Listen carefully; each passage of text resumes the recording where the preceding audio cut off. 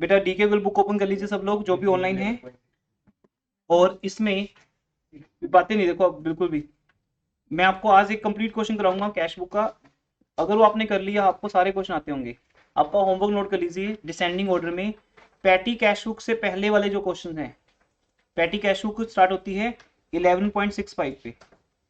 Cash book ज़्यादा time नहीं लगेगा, बुक के क्वेश्चन करके मैं आपको वर्कशीट इशू कर दूंगा, करते रहना। वर्कशीट में ज़्यादा पॉइंट्स नहीं होते, ज़्यादा टाइम लगता है वर्कशीट में जब हम जीएसटी की वर्कशीट करते हैं या उसकी लेजर की करते हैं।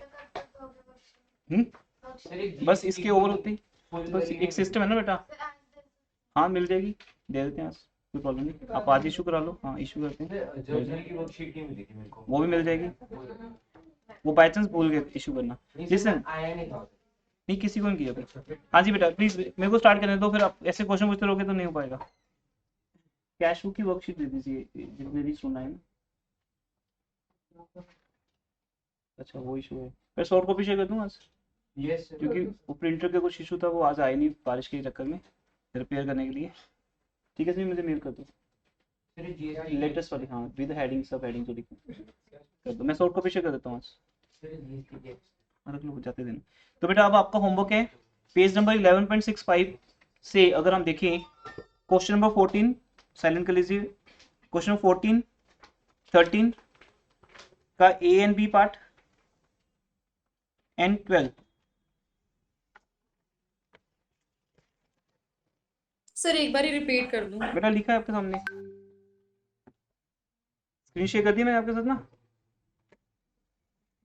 हाँ जी देखो बेटा लिख रहा हूँ साथ में मैं। बातें नहीं, तनवीर यहाँ जाओ, आप मनवीर फ्रंट पे आ जाओ।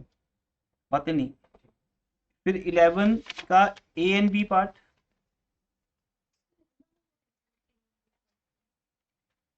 जहां तक मुझे काउंटिंग आती है डिसेंडिंग ऑर्डर में वहां तक मैं जा सकता हूँ। हाँ जी 10 का ए एंड बी पार्ट, उसमें आपका लॉस हो जाएगा। क्वेश्चन नंबर 9 बस यहाँ तक। हाँ जी बेटा ये करने आपको 9 to 14। मैंने वैसे बीच में से स्किप करने थे लेकिन अभी सब दे रहा हूँ आपको। क्वेश्चन नंबर तभी लिख रहा था, क्वेश्चन नंबर 14 to 9 ये सारे क्वेश्चन आपको करने हैं होमवर्क में। ओके हाँ जी क्वेश्चन नंबर 14 to 9 कोई डिसेंडिंग ऑर्डर में करोगे आप भी, असेंडिंग में नहीं करोगे, एक रीजन होता है उसका कोई। क्वेश्चन नंबर 14 से स्टार्ट करोगे और 9 तक पहुंचोगे, ठीक है। और इनमें से एक क्वेश्चन मैं आपको करवा रहा हूँ,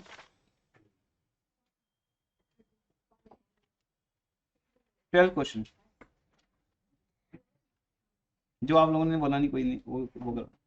तो क्वेश्चन 12 स्टार्ट कर रहे हैं। एग्जैक्टली यही लेक्चर मंडे को भी होगा। आपको दोबारा लेना हो तो मंडे बैच में आके दोबारा कर सकते हो, बट इसकी जरूरत नहीं पड़ती क्योंकि इतना इजी चैप्टर है ना। कोई अगर हम पेमेंट भी करेंगे किसी को तो भी नहीं आता वो। लास्ट वाला बैलेंस नहीं करा वो, वैसे था वो क्वेश्चन। हाँ जी वो तो ऐसे था ना, सेल्फ क्वेश्चन था हमारा, तो समझाने के लिए था। अब हम प्रॉपर करेंगे हर चीज। तो बनाए बेटा फॉर्मेट, पूरा एक पेज ले लो, कंप्लीट पेज ऊपर से नीचे, और उस पर बना लो फॉर्मेट कैश बुक का। आप सबको आता है फॉर्मेट बनाना।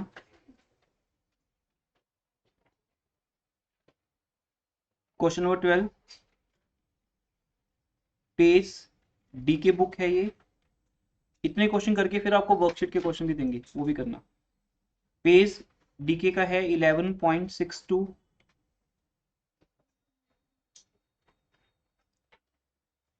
और लास्ट ईयर की रिकॉर्डिंग में जाओगे तब भी वहां पे आपको ये क्वेश्चन मिलेगा ऑलमोस्ट।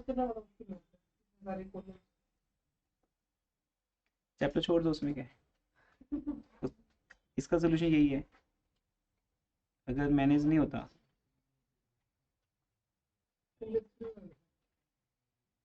जहाँ हार मान लो वो छोड़ दो, नहीं लगे रहो बस। फिर 2 कॉलमर कैश बुक लिखेंगे ऊपर आप, डबल कॉलम लिख सकते हो या 2 कॉलमर कैश बुक।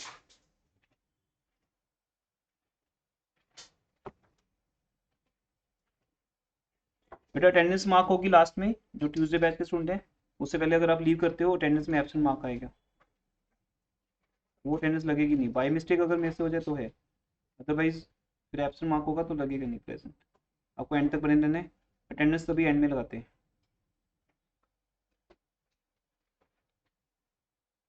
ये बन गया टी शेप फॉर्मेट, क्योंकि आपको पता है कि हमारी जो कैश बुक है वो जर्नल भी और लेजर भी है, तो इसके अंदर जर्नल के कॉलम्स भी हैं, डेट, पर्टिकुलर्स, एलएफ, और लेजर के कारण इसकी दो साइड्स हैं, इसलिए इसको हाइब्रिड पे बनाया गया है कि जर्नल का काम भी करे और लेजर का भी। लेजर का काम सिर्फ दो चीज़ों के लिए, कैश एंड बैंक।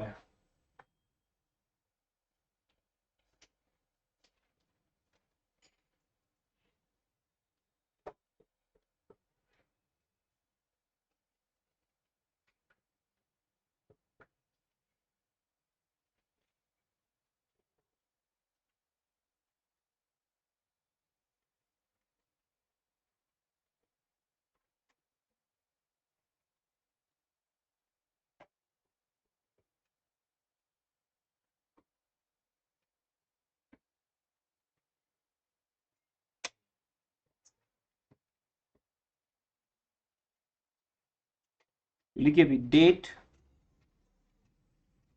अच्छे से बनानी है, दिल से बनानी है और दिमाग से समझनी है, ठीक है?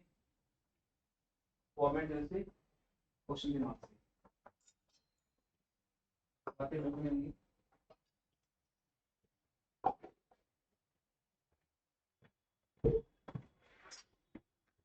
पर्टिकुलर्स, ये इसको हम रिसीट्स लिख सकते हैं, अपनी मर्जी है वो।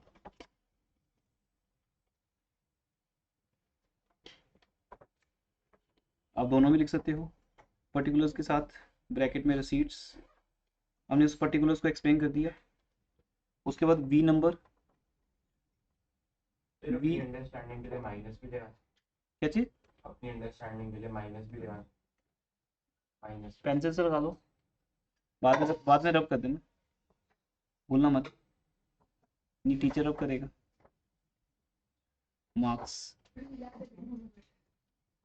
वाउचर नंबर वी ओनली भी लिख सकते हो, वी आर डॉट भी लिख सकते हो, वी आर, वी कैप्स, हाँ जी ये जरूरी बनेगा।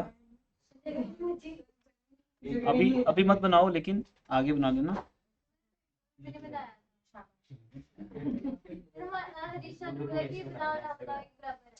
बेटा वही है ना, टीचर अपनी मर्जी से कुछ भी कराता है, प्लस वन है ना ये, तो ऐसे नहीं, तो को बनाना चाहिए। अगर टीचर आपको फ्रीडम दे रहा है तो अच्छी बात है,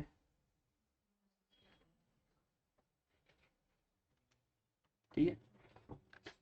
टीचर को जिंदाबाद बोल के मान लो, वो उसने आपको ऑप्शन दे दी ऐसी मस्ती में, उनकी मर्जी पे, ऐसा अलाउड नहीं है, जर्नल प्रॉपर बनाने तक बोले। ठीक है? अब एक स्कूल ने कह दिया तो ऐसा नहीं है वो हर स्कूल वाले ही कहेंगे, तो बनाना चाहिए। वाउचर नंबर एलएफ स्टैंडर्ड है, इलस्ट्रेशन में मिलेगा आपको, और वो एक टीचर की अपनी चॉइस है, वो कुछ भी बोल सकता है।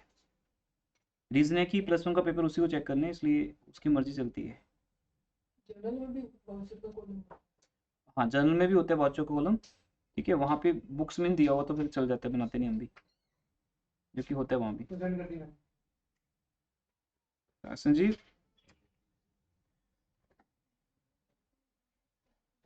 सर वो भी कर दो इसकी, जर्नल की, और दोनों असाइनमेंट उसमें डलवा दो, मंजू को बोल दो ऐप में डाल देंगे। डाल दिया। तो बेटा है तो है, फिर क्या जरूरत है? हाँ बस मैं भी भूल गया था बेटा, ऐप में है, ऐप के अंदर जाओ, स्टडी मटेरियल का ऑप्शन मिलेगा लास्ट में, वीडियोस तुम देखते हो ना, वीडियोस के बाद लाइव क्लासेस का ऑप्शन है, लाइव क्लासेस हम ऐप के ऊपर लेते नहीं, क्योंकि मैं अपने ही सॉफ्टवेयर से रिकॉर्ड करता हूँ। उसके बाद है फिर स्टडी मटेरियल, तुम ओपन करो, आपको चारों वर्कशीट्स बैक टू बैक मिलेंगी, वहाँ से आप ओपन करके होमवर्क कर सकते हो, प्रिंट आउट यहाँ से मिल ही जाएगा।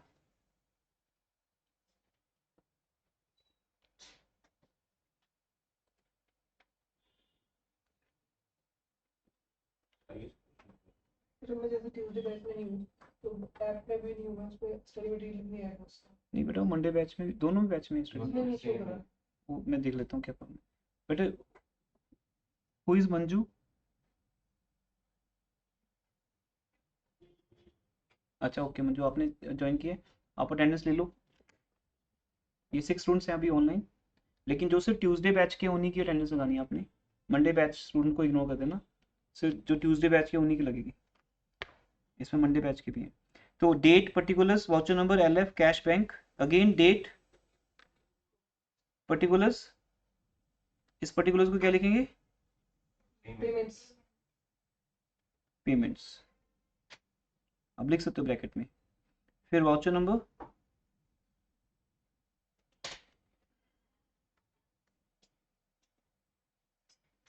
LF, कैश बैंक,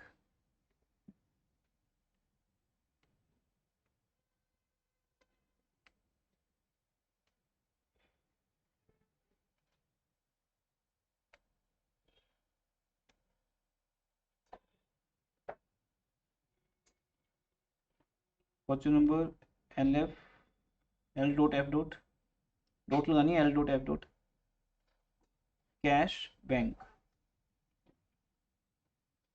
प्रॉब्लम क्या है ना, +1 की काउंटिंग को ज़्यादा सीरियसली लेते नहीं टीचर्स, लेकिन ये चीज़ें बहुत इंपॉर्टेंट है आगे जाके। 2 कॉलमर कैश बुक स्टार्ट कर रही हैं, क्वेश्चन नंबर 12।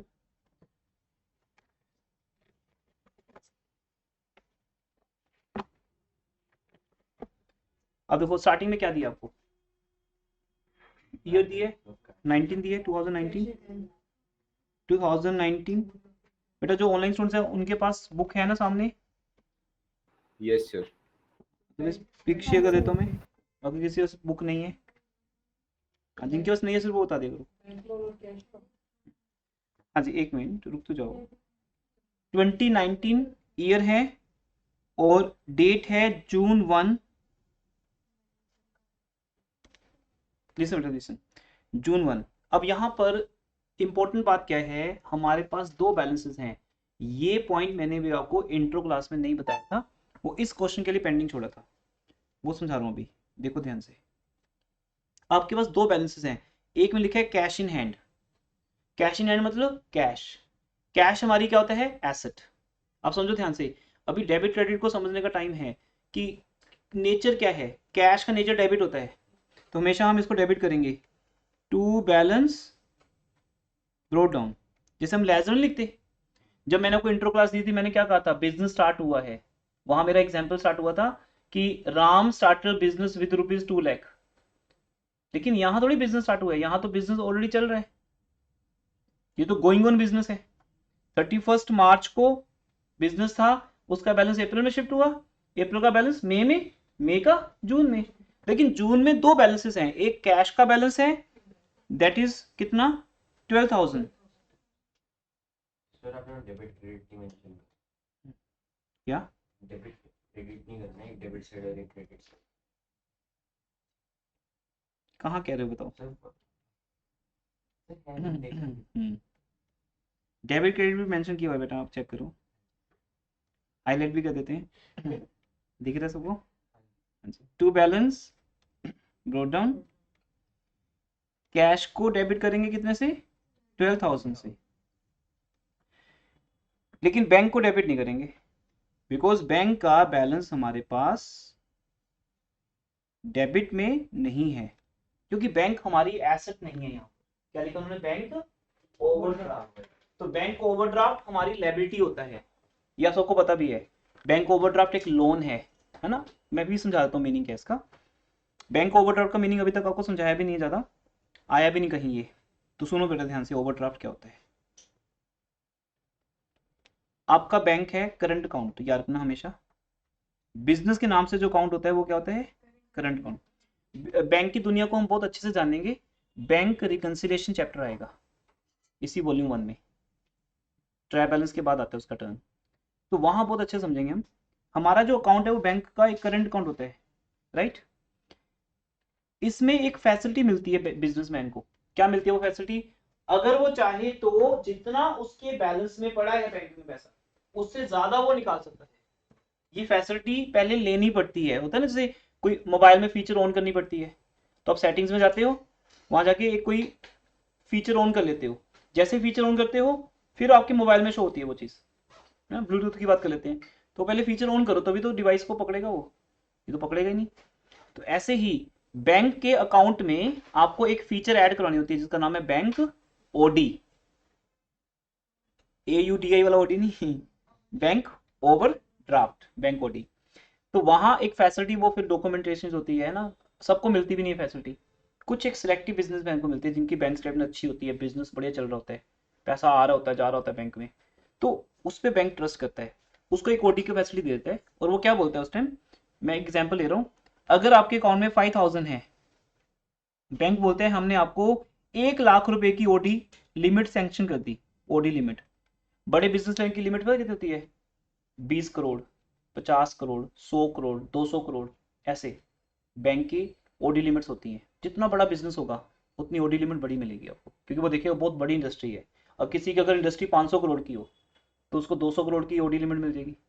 तो मतलब अगर उसके अकाउंट में 1 रुपया भी हो तो भी वो 200 करोड़ निकाल सकता है, क्योंकि 200 करोड़ तो उसको क्या मिल गया, लोन मिल गया। ये प्री अप्रूव्ड लिमिट होती है एक, जब तक निकालोगे नहीं तब तक लोन नहीं माना जाएगा, जब निकालोगे तो लोन होगा, तो आपको उसके ऊपर इंटरेस्ट देना है। 1 साल के लिए मिलता है, लेकिन ये 1 साल तक आपको वो पैसा वापस करना पड़ता है। तो आपको मान लो 1 लाख रुपए की क्या मिल गई, ओडी लिमिट। अब आप बैंक से जब चाहो कितने निकाल सकते हो, 1,05,000, क्योंकि 5,000 तो बेटा आपके पड़े ही है ना वहां, आपका 5,000 तो बैंक में ऑलरेडी है, वो तो आपका ही है, उसको निकालना हो तो बैंक से पूछने की जरूरत ही नहीं कि क्या मैं अपने 5,000 निकाल सकता हूँ, बोले निकाल लो, पूछ क्या रहे हो, चेक से निकाल लो, ATM कार्ड से निकाल लो, जैसे मर्जी निकाल लो। लेकिन 1 लाख रुपए हमने आपको और दे दिया, ये 1 लाख रुपए मिला के कितना हो गया आपका, 1,05,000। तो बिजनेसमैन को कई बार फंड्स की नीड होती है, कैसे, रॉ मटेरियल सस्ता मिल रहा होता है, गुड्स सस्ती मिल रही होती है, कहते पूरा पूरा ट्रक उठाओ सस्ता मिलेगा। तो कई बार हमें लार्ज क्वांटिटी में खरीदना होता है, जैसे पेपर स्टेशनरी मैं परचेज करता हूँ, मैं 5 रिम करता हूँ तो महंगा पड़ता है, मैं अगर पूरा बॉक्स परचेज कर लूँ तो सस्ता मिलेगा, अगर मैं पूरे 10 बॉक्स परचेज कर लूँ तो और सस्ता, पर उसके लिए मुझे पैसा चाहिए होगा ना। तो अगर आपसे फीस आ जाए तो उस फीस को मैं कहाँ इन्वेस्ट कर सकता हूँ, स्टेशनरी के अंदर, क्योंकि वो तो हमें पूरी लाइफ यूज पड़नी है। जब भी आपके नोट्स निकालने हैं, we need the printing, paper की नीड है हमें, तो मैं पैसा लगा सकता हूँ उसके ऊपर। तो बैंक ओवरड्राफ्ट लिमिट वहां यूज होती है, आई थिंक क्लियर है, तो बिजनेसमैन उसको यूज कर सकता है। Okay clear. अब ये ओडी लिमिट हमने यूज कर ली, कितने से यूज कर ली, 1500 से। इसका मैं समझते हो, आपने पिछले महीने जून का लास्ट मंथ कौन सा होगा, मई, आपने मई में क्या किया होगा, आपके अकाउंट में होगा 500 रुपए और आपने निकाल लिए होंगे 2000। जब 500 में से 2000 माइनस करोगे तो आंसर माइनस में आएगा, ये 1500 रुपए माइनस का बैलेंस है, क्योंकि मैंने आपको उस दिन भी बताया था, याद होगा, ये हमारी माइनस साइड है और ये हमारी प्लस साइड है। अगर कैश या बैंक प्लस होना है तो डेबिट साइड, अगर माइनस होना है तो क्रेडिट साइड। तो 1500 रुपए माइनस का बैलेंस है, किसका बैलेंस है, माइनस इसका नाम क्या है, बैंक ओवरड्राफ्ट, बैंक। तो लो जी इसको यहां लिखते हैं, बाय बैलेंस ब्रॉट डाउन, कितना दिया है, 1500। पर अगर ये लिखा था बैंक बैलेंस, सिंपल लिखा था बैंक बैलेंस, टू बैलेंस तो फिर बेटा यही आ जाता, ये दोनों बातें समझ लो। अगर लिखा होता बैंक बैलेंस सिंपल 1500 तो ये डेबिट साइड आ जाता। जैसे आपको क्वेश्चन दिखाऊं, जैसे 13 का ये देखो जो आपको होमवर्क में दिया है, 13 का ये, उसमें क्या लिखा है बोलो, मार्च 1, cash in hand and at bank. कहते हैं हमारे पास भी पैसा पड़ा है और बैंक में भी पड़ा है, दोनों पॉजिटिव बैलेंस है। दोनों कौन से बैलेंस है, पॉजिटिव। तो to balance brought down, cash में 1800, बैंक में 11000। तो दोनों बैलेंस यहाँ आएंगे, जैसे मैं लिख के दिखाता हूँ, मान लो ये है कैश का 1800, क्वेश्चन नंबर 13 का ये दिखा रहा हूं मैं, to balance brought down, cash में 1800 और बैंक में 11000। ये स्टेप पेंडिंग था मेरी तरफ से ओवरड्राफ्ट सिखाना, पर जहां बैंक ना लिखा हो, क्या लिखा हो, बैंक ओवरड्राफ्ट, तो वहां क्या करोगे, वहां पर कैश का बैलेंस हमेशा पॉजिटिव होगा। कैश का बैलेंस कभी भी नेगेटिव नहीं हो सकता बेटा, नेवर। कैश का बैलेंस कभी भी नेगेटिव हो नहीं सकता, ऑलवेज क्या होगा, पॉजिटिव। पर बैंक का बैलेंस पॉजिटिव हो सकता है और नेगेटिव भी, डिपेंड करता है कि हमारे पैसे बैंक में पड़े हैं या बैंक के पैसे हमने निकाल लिए ज्यादा, मीन्स हमें लोन मिला हुआ है बैंक से। तो इन दोनों में से एक होगा, क्लियर हो गया। दोनों बैलेंस ब्रॉट डाउन होंगे, क्यों, क्योंकि ओपनिंग बैलेंसेस हैं। ये बात आई थिंक समझ आ गई सबको। चलो आगे चलिए, अब नेक्स्ट ट्रांजेक्शन स्टार्ट होगी। अब वही सिंपल चैप्टर है बेटा जो आपको मैं ऑलरेडी समझा चुका हूँ, आपको कुछ भी नया नहीं मिलेगा इसमें। डिपॉजिटेड इनटू बैंक, पहली एंट्री ही contra entry, deposited into bank. Bank में क्या डिपॉजिट कर रहे हो? कैश ही कर रहे हो। तो लो जी कैश डिपॉजिट कर रहे हैं, तो क्या प्लस होगा क्या माइनस होगा? Bank plus cash minus bank plus होगा, कैश माइनस होगा। कितना? 10,000। तो लिखा जून 2, ये था जून 1। अब आ जाओ जून 2 पे। जून 2 को क्या करो, कैश तो कर दो माइनस, बैंक कर दो प्लस। 2 बाय किसी ने बोलना नहीं है। 10,000 बैंक को प्लस कर दो, लो जी प्लस कर दिया, प्लस हो गया। और 10,000 कैश में से माइनस, क्योंकि इतनी बातों को काउंटिंग क्वेश्चन चैप्टर में भी आती है कि जब हम कैश बैंक में डिपॉजिट कर देंगे, कैश का बैलेंस माइनस हो जाएगा, बैंक का बैलेंस प्लस हो जाएगा। माइनस प्लस हो गया, कैश को माइनस करो, बैंक को प्लस करो। क्लियर? तो हम यहां लिखेंगे 2। अब बैंक को जब प्लस करेंगे बेटा, तो बैंक में क्या जा रहा है? बैंक में बैंक जा रहा है, ऐसा पॉसिबल है? तो ये मिस्टेक मैंने कितनी बार करके दिखा दी कि बैंक में बैंक नहीं जाता, बैंक में कैश जाता है। तो जब बैंक को डेबिट करोगे तो गलती का चांस ही खत्म हो गया बेटा आपका। पहले अमाउंट लिख लेना, बस पहले अमाउंट लिख लेना 2 कैश अकाउंट। और कैश कहां जा रहा है? कैश कैश में जा रहा है, तो नहीं सकता। कैश कहां जा रहा है? बैंक में, बाय बैंक अकाउंट। तो जिनको भी कॉन्ट्रेंटी मुश्किल लगती है उनके लिए ये स्टेटमेंट है। वेरी सिंपल बेटा, आप पहले अमाउंट लिख लो, बैंक के प्लस साइड, कैश के माइनस साइड, और ब्रैकेट में लिखो C for contra, C for contra. LF के कॉलम में लिखना, वॉचो कॉलम हमेशा खाली रहेगा। इन सब के मीनिंग बताए मैं आपको, आगे बढ़ते हैं। Next, sold goods for cash 28,000, half paid into bank. अब ये भी इंट्रो में, अब देखना कि इंट्रो का कोई पॉइंट ऐसा हो जो आपको कवर नहीं हुआ, तो वो आपको समझना है बस। याद है आपको बताया था ऐसे कि सेल किया पैसा, 2 बजे सेल हुई, कैश 2 बजे आया, 3 बजे आधा पैसा कहाँ डाल दिया? बैंक में। हुआ तो सेम डे, तो बस आप कॉमन लिख दो 2 sales account, 2 sales account, 14,000 cash में कितना? 14 और बैंक में 14। किस डेट को? सेकंड को ही हुआ है, ठीक है। 2 सेल्स अकाउंट, कैश में 14, बैंक में 14। कोई कॉन्ट्रेंटी करने की जरूरत नहीं है। पैसा आया, बाहर की बारी उसको बैंक में डाला है, बाकी घर में रख लिया 14,000।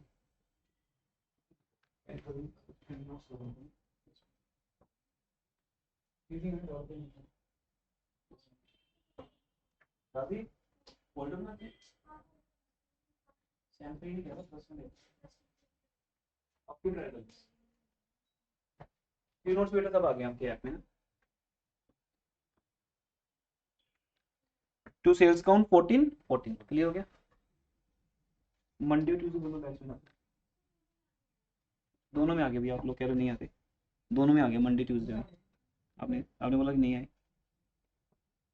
ट्यूसडे में भी है, मंडे में भी है स्टडी मटेरियल। आगे देखो, चेक करो। देन आगे बढ़ते हैं। Purchase good 7,000 from Manoj on credit, very good. ये एंट्री कहाँ जाएगी? बट जनरल प्रॉपर में जाएगी, यहाँ नहीं आएगी, मतलब वहाँ नहीं जाएगी, जनरल प्रॉपर में जाएगी बट यहाँ नहीं आएगी। उसके लिए वेरी गुड कि यहाँ नहीं आएगी, तो कहाँ जाएगी फिर ये? जनरल प्रॉपर में नहीं जाएगी, ये कह रहा हूँ, यहाँ भी नहीं आएगी। अब जो एंट्री कैश बुक में भी नहीं आएगी और जनरल प्रॉपर में जाएगी, क्योंकि उसके लिए लेजर, ये क्या बात हुई? लेजर में पोस्टिंग होती है, रिकॉर्डिंग नहीं होती। अदर सब्सिडरी बुक्स बेटा, इसके लिए मैं आपको सिखाऊंगा नेक्स्ट क्लास में, नेक्स्ट चैप्टर में, कि एक परचेज बुक बनती है। जितनी क्रेडिट परचेजेस होंगी वो सारी कहाँ जाएंगी? Other subsidiary book. मतलब अदर सब्सिडरी बुक्स में बहुत है ना, 3-4 हैं। स्पेसिफिक बुक का नाम बोलो, परचेज बुक। तो यहां से नोट कर लो, क्रेडिट परचेज कहाँ जाएगी? परचेज बुक में। क्रेडिट सेल, सेल्स बुक में। परचेज रिटर्न और सेल रिटर्न तो होती है क्रेडिट है, मतलब वहां तो पैसा होता ही नहीं, वहां तो गुड्स आती हैं और मोहन सोहन का नाम एडजस्ट होता है। इसलिए चारों बुक्स बनेंगी अदर सब्सिडरी बुक्स में। 1 डे का चैप्टर है वो, सिर्फ बहुत इजी चैप्टर है। तो इसलिए बेटा यहाँ रिकॉर्ड नहीं होगा। अब हम क्या करेंगे, नोट लिखना शुरू करेंगे। अब आपका ये पेज अगर पूरा भर गया है तो नेक्स्ट पेज पे लिखना शुरू कर दो, ठीक है। नोट्स लिखना शुरू कर दो बेटा, नोट नंबर 1। तो लिखो नोट नंबर 1, नोट्स, ऐसे हेडिंग देकर नोट नंबर 1। नेक्स्ट पेज पे लिख सकते हो आप।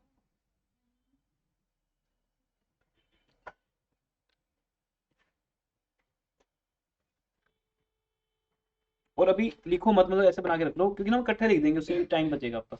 जैसे 3-4 ट्रांजेक्शन होंगी ना, इकट्ठे लिख देंगे कि ये रिकॉर्ड नहीं होंगी। अभी तो एक मिली हमें। नेक्स्ट आगे बढ़ते हैं। ये ट्रांजेक्शन रिकॉर्ड नहीं होगी। ओके एवरीवन, आगे बढ़ो। Next, received money order from Suresh. Money order या इसका एक नाम और था, क्या था याद है? BPP, value payable post. ये क्या ना, ये एक प्लेटफॉर्म है किसी तक गुड्स पहुंचाने का या पैसा पहुंचाने का। मनी ऑर्डर में पैसा जाता है, बीपीपी में गुड्स जाती हैं। तो बीपीपी के थ्रू मैं गुड्स भेज सकता हूँ, मंगवा सकता हूँ, मतलब मैं बेच सकता हूँ और परचेज कर सकता हूँ। जैसे आजकल अमेजोन से तुम कर रहे हो, आप ऑर्डर देते हो, आपके घर पे सामान पहुंच जाता है। पेमेंट कैश ऑन डिलीवरी दे देते हो या पहले दे देते हो एडवांस में। तो बीपीपी में गुड्स परचेज सेल होती हैं कैश में, और मनी ऑर्डर में पैसा आता जाता है। ये बहुत पुरानी टाइम की बात होगी। मनी ऑर्डर जब ऐसी चीज़ें नहीं थी, यूपीआई नहीं था, तब हम पोस्ट ऑफिस में जाके, जैसे कोई लेबर है, वो उसका घर बिहार में है, तो वो बेचारा यहाँ काम करता है, तो वो पैसा भेजता है अपना घर पे, वो किसके थ्रू? मनी ऑर्डर के थ्रू।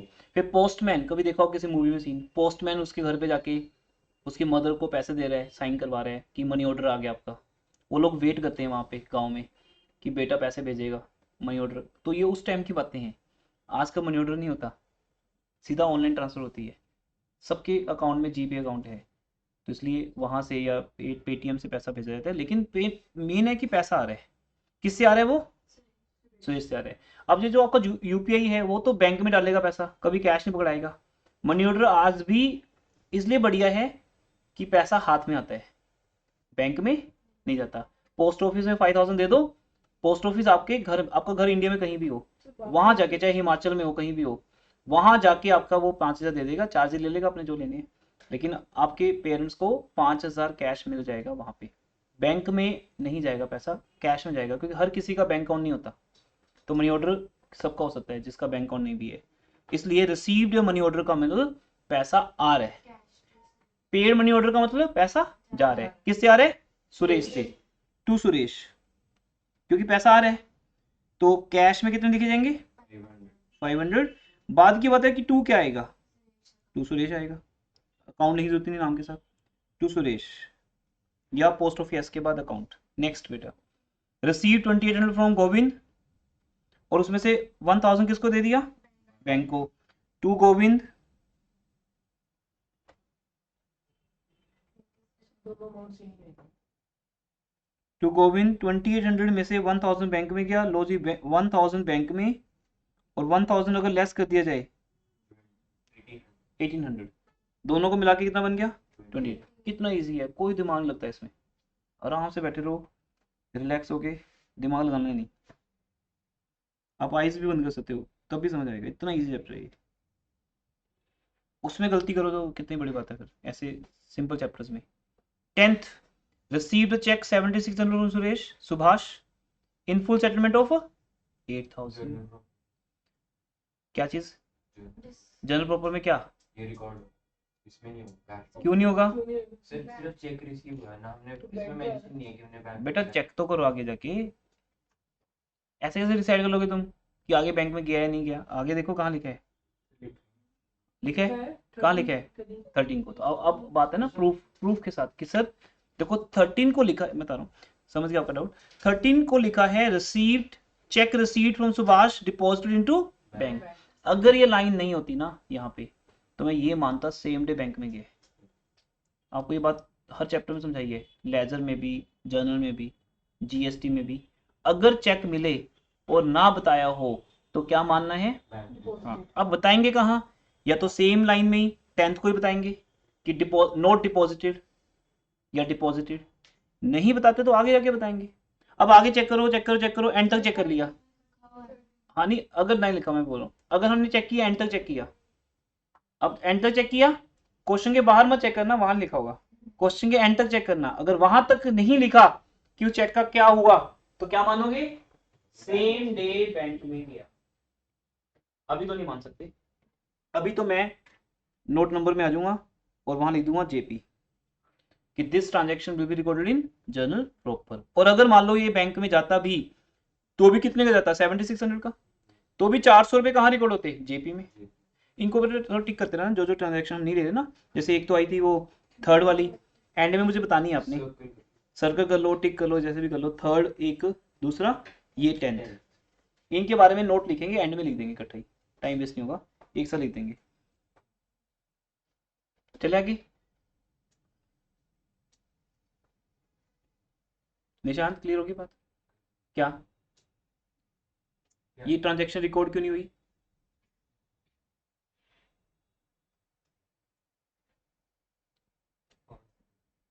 कौन सी का मतलब, तुम क्लास में नहीं हो, सेम डेट को अगर होती 30 सेम डेट ही करना है, नेक्स्ट वीक तो नेक्स्ट में करेंगे। 10th को क्या हुआ चेक करो, 10th जून को क्या लिखा है, नहीं वो तो पढ़ लूँ मैं भी, इसका मीनिंग बताओ क्या लिखा है, 10th जून का मतलब क्या है, तो बाद से चेक मिला था, तो पर उस डेट को हमने बैंक में नहीं डाला, कैसे पता आपको, लिखा नहीं है, आपकी नेक्स्ट डेट में लिखा। जो पहले लाइन है वो गलत है, लिखा नहीं तो उसका मतलब बैंक में ही होता है, अगर ना लिखा हो तो बैंक में ही होता है, वो 13 को लिखा है इसलिए बैंक में नहीं है, तो करेक्ट, देखो ये फर्क है बस, करेक्ट और इनकरेक्ट में यही डिफरेंस होता है, ठीक है, आई एन का डिफरेंस है, करेक्ट वर्ड सबको आता है बट आई एन अगर आगे लग जाते हैं तो हल्का सा भी इधर उधर हो गया तो गलत हो जाएगा, अगर नहीं लिखा तो बैंक ही मानेंगे, लिखा है 13 को जाके तो जाके हम क्या मान रहे हैं, चेक्स इन हैंड, और चेक्स इन हैंड कहाँ जाता है, जर्नल प्रॉपर में, तो इसलिए वो जर्नल प्रॉपर में गया, तो इसका ट्रांजेक्शन छोड़ दो, लेकिन नोट नहीं लिखा होगा तो नंबर नहीं मिलेंगे इसके, नोट लिखने पे नंबर मिलेंगे, आगे चलो, नोट के बजाय जनरल प्रॉपर में आपकी मर्जी है वो, मतलब नोट में तो जाना ही पड़ेगा, जर्नल प्रॉपर बना के दिखाने की जरूरत है नहीं, टीचर कहता है तो बना दो, हाँ वो उनकी डिमांड पे है, जर्नल प्रॉपर बना के दिखा सकते हो, लेकिन जर्नल प्रॉपर एक अलग फिर बुक होगी,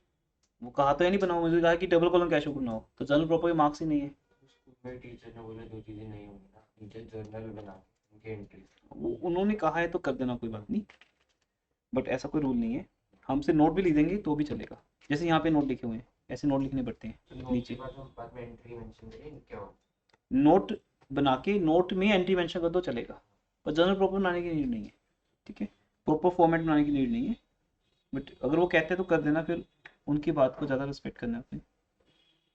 आगे next, settle the account of Manoj by payment of 6600, half cash half cheque, तो सोचो भी पैसा जा रहा है क्या आ रहा है, जा रहा है, जा रहा है, हम मनोज का अकाउंट पेमेंट करके सेटल कर रहे हैं, मनोज नहीं हमें दे रहा पैसे, 3000 तो कैश माइनस हो रहा है और बैंक भी माइनस हो रहे हैं, तो हाफ ऑफ कर लें, 3300 3300 लो जी, 3300 दोनों चले गए बाय मनोज, कोई डाउट है यहाँ तक तो पूछ सकते हो अभी, डिस्काउंट डिस्काउंट कहाँ है, 7000 का है ना परचेज किया, कब परचेज किया मनोज से हमने, थर्ड थर्ड, तो देखो भी गुड है ना ये पॉइंट, ये एक ही स्टूडेंट बोल रहा है ये बात, सबको बोलना चाहिए, मनोज को से हमने गुड्स कितनी परचेज की थी, 7000 की, तो 7000 का पेमेंट हम सेटल कर रहे हैं कितने में, 64 तो 400 रुपीज क्या है, तो बेटा उसकी बात तो करनी पड़ेगी,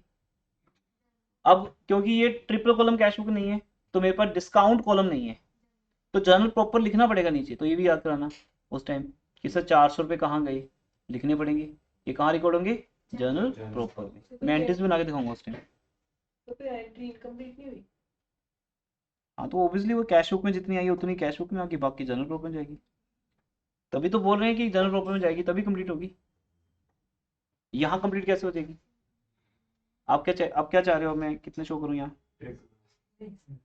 अब कंप्लीट कैसे करूँ मैं, यहाँ पे कॉलम ही नहीं डिस्काउंट का, अब यहाँ 7000 तो लिख नहीं सकता, जब कैश और बैंक में 3300 जा रहे हैं, बाकी 400 रुपये जर्नल प्रॉपर में जाएंगे, वहां जाके एंट्री कंप्लीट होगी और फिर दोनों से लेजर बनेगा, जर्नल प्रॉपर से भी लेजर बनेगा और यहाँ से तो आपको पता लेजर बनता ही नहीं कैश और बैंक का, आगे नेक्स्ट।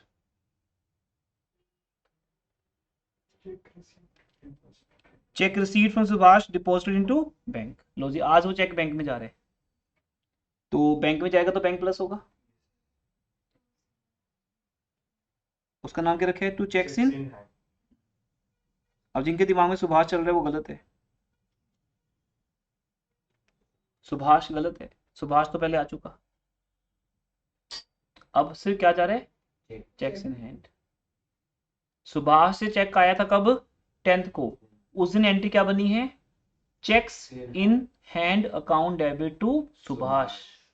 सुभाष हो तो चुका क्रेडिट, बार बार थोड़ी क्रेडिट करना है उसको। आज वो चेक बैंक में जा रहा है तो क्या एंट्री होगी? Bank debit to cheques in hand. बता लो, जहां जर्नल वीक है वहां गलती है, उसका कोई सब्स्टिट्यूट है ही नहीं बेटा। जर्नल चैप्टर अगर आपको नहीं आता ना तो डोंट थिंक कि आपको ये चैप्टर्स अच्छे से आ जाएंगे, तुम इसमें अच्छे नंबर ले लोगे, हर टेस्ट में मार्क्स कटवा रहे होगे।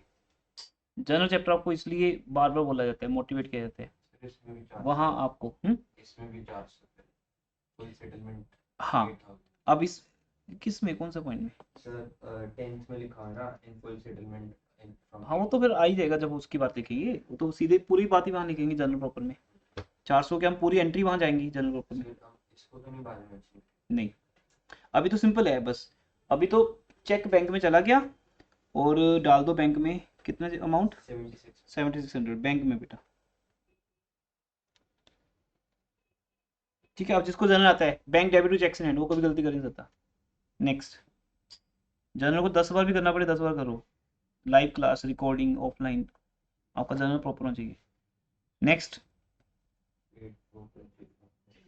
Paid for purchase of machinery by cheque. Bank plus machinery purchase कर रहे हो भाई, bank minus 20,000 by machinery. By machinery sir test खत्म हो गया, जा रहा हूँ। कर दिया सारा कंप्लीट? ओके बेटा। बाय मशीनरी 20,000 बैंक में, बैंक आपका माइनस हो जाएगा, डेट है 15th। Next, paid for wages by wages, लेकिन वो वेजेस किसके लिए पे किया हमने? हाँ, ये गलत हो गया। By for the erection of our machinery, machine को वहां पर इंस्टॉल करने का पैसा होता है ये। इरेक्शन ऑफ मशीनरी का मतलब मशीन को वहां पर हमें इंस्टॉल करना होता है, तो अब उसके लिए जो पैसे दे रहे हो वो तो मशीन अकाउंट में जाएंगे। अब अगेन आपको जर्नल आना चाहिए इसके लिए। जर्नल चैप्टर आपको क्या सिखाता है? आपने कहा था कि अगर सेम डेट को आएंगे तो सेम होएगा। ये 16 को हो रहा है अलग जब दिन आपने हो रहा है। जर्नल में मैंने ऐसे कहा ही नहीं बेटा, आपने कहा है आपने। तभी तो इनकम्प्लीट नॉलेज है ना ये। इनकम्प्लीट नॉलेज बेसिस मैंने बोला जब, अब आपको याद भी आ जाएगा, मैंने बोला था जब तक मशीन अपनी वर्किंग कंडीशन में नहीं आ जाती, जब तक मैं ऐसे एसी को ऑन नहीं कर लेता, जब एसी चलना शुरू नहीं कर देता, कूलिंग करना शुरू नहीं कर देता, तब तक सारा खर्चा एसी को डेबिट किया जाएगा।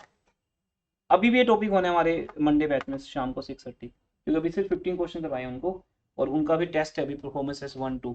उसके बाद आपको पता आगे बढ़ते हैं, सेम प्रोसीजर आपके साथ किया था।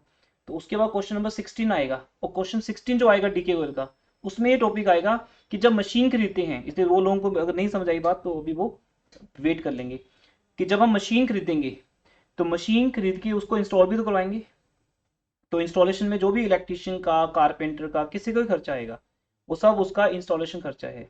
उसकी जो हमने वेजेस पे किए हैं, वेजेस किसको दी होंगी? इलेक्ट्रिशियन को दी होंगी ऑब्वियसली, तो वो वेजेस भी किसको, किसमें लिखी जाएंगी? मशीन में। अब जब तक मशीन स्टार्ट नहीं होती, तुम मशीन आज खरीदो और उसकी इंस्टॉलेशन 1 साल के बाद कराओ, तब भी एसी ले आओ घर में, बॉक्स में रखे रखो। अब तो विंटर आ गई, अगले साल लगवाएंगे हम, फिर उसको अप्रैल में लगवाना, तो अप्रैल में लगाने के खर्चे आएंगे 1000 रुपया, तो 1000 रुपया किसको डेबिट होगा? एसी को। तो हम बोलेंगे 30,000 का एसी है, 1000 रुपये फिटिंग चार्जेस हैं, तो एसी चलता हुआ कितने का पड़ा? 31 का। बॉक्स में बंद कितने का मिला? 30 का। चलता हुआ दीवार पे लगा 31 का, तो वो 1000 एसी में जाएगा। फिर ऑन होने के बाद एसी खराब हो गया, कोई दिक्कत नहीं, वो रिपेयर है, आज खराब हो जाए कभी तो खराब हो गई, कभी तो सर्विस कराओगे उसकी, वो सारे खर्चे हैं जैसे रिपेयर डेबिट, सर्विस डेबिट। लेकिन इंस्टॉलेशन जो है वो स्टार्टिंग होती है, इसलिए बाय वेजेस नहीं लिखना, बाय मशीनरी। इरेक्शन की जगह रिपेयर होता तो फिर बाय वेजेस आते। एक नई मशीन में तो रिपेयर कहाँ आएगी बेटा? तो ऑब्वियसली अगर सेकंड हैंड मशीन है तो रिपेयर होगी, तब भी फिर वो मशीन नहीं आएगा, क्योंकि वर्किंग कंडीशन में तभी होनी जब रिपेयर कराओगे। अगर मैं कोई सेकंड हैंड बाइक खरीदूं तो रिपेयर तो कराऊंगा उसको, तो रिपेयर का सारा खर्चा बाइक में डाला जाएगा, वो एक चलती कंडीशन में बन जाएगी, फिर मैं चलाऊंगा बाइक, चलाने के 2 दिन बाद खराब होगी तो कोई बात नहीं। हाँ तो अभी तो चाहे आप सेकेंड हैंड खरीदो या फर्स्ट हैंड खरीदो, जो भी खर्चा है इंस्टॉलेशन का, रिपेयर का, ओवरऑलिंग का, कुछ भी वो सारा मशीन में जाएगा। अब क्योंकि डेट अलग अलग है इसलिए मुझे 2 एंट्रीज पास करनी पड़ेंगी, मैं कंबाइन नहीं कर सकता। नहीं मैं कंबाइन कर देता, सेम डे होता तो कंबाइन कर देते। सेम डे की बस इतनी सी बात है कि अगर सेम डे है तो हम 20 + 1 21 कर देते। मैंने ऐसा कभी नहीं कहा, आप ऐसे ही बोल देते हो सर आपने कहा है। सर ये बैंक में मैंने कब कहा कि सेम डे हो तभी होता है? चेक से किया तो चेक से कर दो, कोई बात नहीं। कैश में किया है तो कैश में कर दो, तो कैश कर देते हैं। सर आपने ऐसे बात की जो मेंशन नहीं है जो कैश। नहीं नहीं ये तो कहा ही है, वो तो बाय मिस्टेक ध्यान समझाने में होता है ना तो लिखा जाता है। आगे नेक्स्ट, लेकिन ये हमेशा याद रखना जब तक मशीन वर्किंग कंडीशन में नहीं आती, चाहे उसको 2 महीने लग जाए कोई दिक्कत नहीं, सारा खर्चा डेबिट करते जाओ। बड़ी मशीन को इंस्टॉल करने में 1-1 महीना लग जाता है, फॉरेन कंट्री से आते हैं इंजीनियर्स वैसे भी। 17th, check issued for 6,000 in favor of Sachdeva and company for the purchase of furniture। अब बताओ सचदेवा इंपॉर्टेंट है कि फर्नीचर?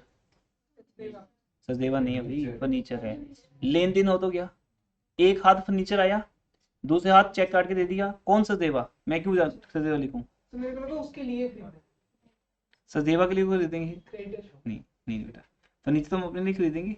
हाँ ओनर के लिए खरीद सकते हैं, अगर ओनर के लिए खरीदते तो बाय ड्रॉइंग्स हो जाता। अब तो सचदेवा का मेरा कोई रोल नहीं है, फर्नीचर आ गया पैसे दे दिए, सचदेवा को मैं याद नहीं रखूंगा, मेरा कोई लेन देन नहीं उसके साथ। Bye furniture account. और जब चेक देते हैं तो हम नहीं सोचना कि चेक सचदेवा क्या करेगा, वो जो मर्जी करे। आपने चेक दे दिया बस, आप बैंक में क्रेडिट कर दो। 6,000 इशू किया, चेक चेक में आएगा, बैंक में आएगा।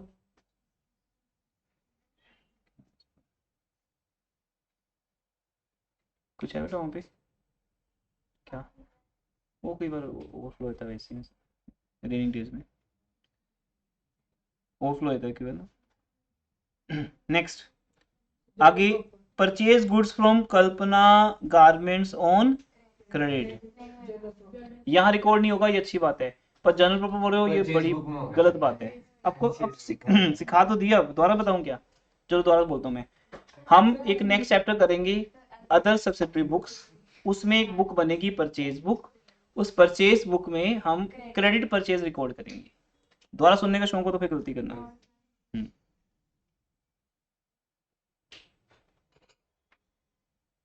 हाँ जी आगे नेक्स्ट, ये एंट्री फर्नीचर की किस दिन थी? 17 को थी, और हम ये 20 वाली एंट्री रिकॉर्ड नहीं करेंगे। हाँ कल्पना को जब पेमेंट जाएगी तब एंट्री करेंगे, तो वो कैश जा रहा है, अभी थोड़ी जा रहा है पैसा, अभी तो गुड्स क्रेडिट खरीद रहे हैं। उसके बाद received a bank draft 4800 from Damodar in full settlement of 5,000, sent the draft into bank। लो जी, सेम डे बैंक में डिपॉजिट। बैंक ड्राफ्ट और चेक में कोई डिफरेंस नहीं होता, फर्क ये है चेक हम खुद बना सकते हैं घर से, बैंक ड्राफ्ट बैंक बनाता है। एक बात एक ही है, पैसा बैंक से जाता है हमारे, बैंक ड्राफ्ट में पैसा सेम डे चला जाता है। हाँ वही वही तो है ना, क्योंकि सेम डे हमारे अकाउंट से पैसा बैंक निकाल के बैंक ड्राफ्ट बना के दे देता है, वो सॉलिड काम होता है, वो डिसऑनर नहीं हो सकता। चेक तो मैं भी बना दूं, मेरे अकाउंट पैसा हो चाहे ना हो, सामने वाले को क्या पता। इसलिए हर कोई बड़ी डील्स में ड्राफ्ट मांगता है, चेक नहीं मांगता। चेक तो होते बाउंस होने के लिए, पर ड्राफ्ट बाउंस नहीं होता कभी। जैसे बड़ी डील्स, प्रॉपर्टी डील होती है, वहाँ जैसे 50 लाख का 2 करोड़ का ड्राफ्ट बनता है सीधा, फिर वो मेंशन होता है हमारी डीड के अंदर कि हमने घर खरीदा है, वो 2 करोड़ ड्राफ्ट से दिए हमने पैसे। तो ये 4800 रुपीज का पैसा आया। क्या चीज बेटा? अगर हम बैंक ड्राफ्ट के थ्रू पैसा ले रहे हैं तो उसका मीनिंग क्या है? जिसने बैंक ड्राफ्ट बनाया है उसने पहले बैंक को पैसे दिए, फिर बैंक ने चेक बना के दिया, हो गया बैंक ड्राफ्ट। अब वो पैसे ऑलरेडी बैंक ले चुका है, आपके अकाउंट से निकाल चुका मतलब। अब जब आप मुझे ड्राफ्ट दोगे तो ये ड्राफ्ट कभी डिसऑनर नहीं होगा। इसलिए जब हम बड़ी डील्स करते हैं, जैसे मान लो मैंने कोई प्रॉपर्टी खरीदी 2 करोड़ की, और 2 करोड़ का पेमेंट मैं चेक से 2 करोड़ चेक तो मैं बना देता हूँ, चेक ले जाओ प्रॉपर्टी पे नाम कर दो, बाद में चलेगा कि चेक बाउंस हो गया। तो बड़ी डील्स होती हैं वहां पे ट्रस्ट नहीं होता, वहां चलता है ड्राफ्ट। बैंक ड्राफ्ट बनता है, कोई चेक नहीं बनाता उसमें। छोटी छोटी अमाउंट 5,000 10,000 में चेक दे दो, कोई बात नहीं, रिस्क ले लिया जाता है। बैंक ड्राफ्ट चलता है बड़ी अमाउंट्स में, नहीं तो किसी भी अमाउंट में 5000 का ड्राफ्ट भी बन जाएगा। ट्रस्ट की बात है, अगर मुझे आप पे ट्रस्ट नहीं है तो मैं बोलूँगा बेटा ड्राफ्ट ना के लेके आना। वी डोंट एक्सेप्ट चेक्स, हम चेक्स एक्सेप्ट नहीं करते। ड्राफ्ट का मतलब वो कभी डिसऑनर नहीं होगा, क्योंकि वो बैंक ने बनाया है, और बैंक तभी बनाता है जब आपके अकाउंट में पैसे हो, और सेम टाइम पे पैसे निकाल भी देता है आपके अकाउंट से। चेक आप खुद बनाते हो, अकाउंट में पैसा हो चाहे ना हो, सामने वाली पार्टी को नहीं पता। अब यहाँ ड्राफ्ट मिला है मुझे, बस ये देखना कि सेम डे बैंक में गया नहीं गया। चला गया सेम डे बैंक में, तो लो जी मेरे अकाउंट में 4800 आ गया, बैंक प्लस हो गया। किससे आया चेक? हाँ, दामोदर, दामोदर से चेक आया, दामोदर एंड कंपनी, ये एंड को नहीं बोलना, Damodar and company, CO dot लगाते हैं।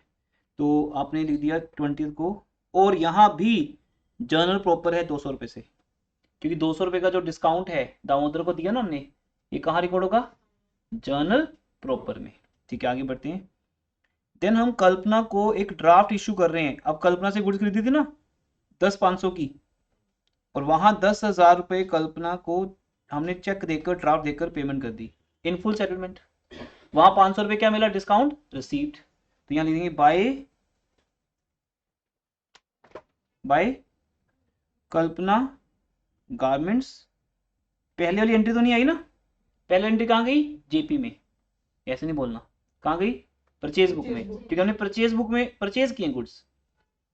जेपी और परचेज बुक दोनों बनते हैं। अब जो ट्रांजैक्शन परचेज बुक में नहीं जाएगी वो जेपी में जाएगी, इसके लिए तो परचेज बुक है ना जब गुड्स खरीदोगे। लेकिन अब यहाँ आपने कल्पना गारमेंट्स को 10,000 का एक चेक इशू किया है, बाय कल्पना गारमेंट्स 10,000 का ड्राफ्ट इशू कर दिया इन सेटलमेंट ऑफ 10,500। तो 500 रुपये का डिस्काउंट यहां पर रिसीव हो गया। ओके जी, ये भी हो गया। चलो, ये डिस्काउंट रिसीव्ड कहाँ जाएगा? जर्नल प्रॉपर में, ये मत बोल देना परचेज बुक में। उसके बाद बैंक ने 25 रुपीज के चार्जेस लिए ड्राफ्ट बनाने के, ठीक है, वो तो हमारे बैंक चार्जेस हैं। अब ये मत डाल देना कि ये दामोदर या कल्पना में वो डिसऑनर की बात थोड़ी हो रही है, ये तो आम बैंक चार्जेस हैं। जब बैंक से आप कोई सर्विस लेते हो तो बैंक उसके चार्जेस लेते हैं, तो ये भी पेमेंट है हमारी तरफ से बाय बैंक चार्जेस अकाउंट 24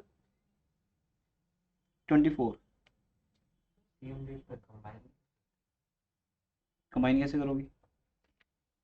बोलो, by Kalpana by bank charges, दोनों वर्ड्स को कंबाइन कैसे करोगे?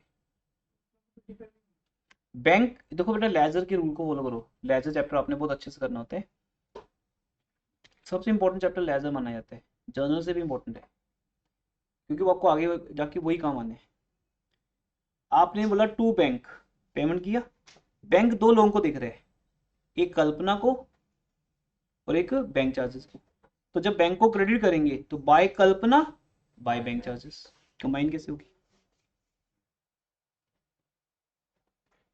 उसके बाद due from bank for petty cash. अब हम आगे क्या आपको सिखाएंगे, पैटी कैश बुक बनती है, और पैटी कैश बुक जब बनती है, ठीक है, तो क्या होता है, हम पैटी कैशियर को पैसा देते हैं।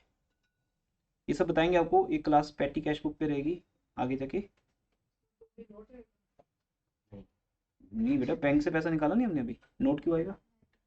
हमने पैटी कैश के नाम से 100 रुपीज बैंक से निकालने हैं, तो पहली बात तो मेरा बैंक माइनस हो रहा है, जहां बैंक माइनस हो रहा है वहां आएगा ना ये चीज, बाय पैटी कैश। जो रीजन है वो लिख दो, पैसा पैटी कैश पे गया, तो बैंक से 100 रुपीज निकाल के पैटी कैश को दे दिए कि ये रखो 100 रुपीज, खर्चा करते रहना इसमें से 10-20 रुपए जो छोटे छोटे खर्चे होते हैं, small expenses, petty expenses. Next point, paid salary by cheque, bank में से माइनस 6,000, लेकिन पहले अमाउंट लिख देना, क्योंकि हमारा ध्यान ना फिर लिखने में चला जाता है बाय सैलरी और फिर लिखा जाता है कैश कॉलम में, जिसे मेरा ध्यान समझाने में चला जाता है आपको, फिर अमाउंट गलत लिखी जाती है। अमाउंट को पहले सेट कर देना, बाय सैलरी तो सेट है ही है, कोई और तो लिखेगा नहीं कुछ, बाय पेड तो लिखेगा नहीं, बाय सैलरी लिखेगा, बाय सैलरीज अकाउंट,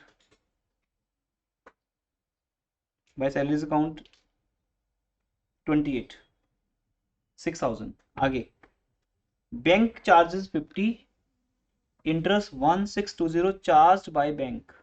अगेन आगे बैंक चार्जेस बेटा, लेकिन ये दो चीज़ें अलग अलग है ना, तो हम दोनों को कंबाइन नहीं कर सकते। एक बैंक चार्जेस हैं, बैंक ने अभी पहले भी लिए थे 25 रुपीज़, अभी बैंक है तो और हो गए। मंथली चार्जेस होते हैं बैंक के, क्वार्टरली चार्जेस होते हैं, तो चार्जेस चार्जेस चलते रहते हैं, बैंक चलते चार्जेस पे है।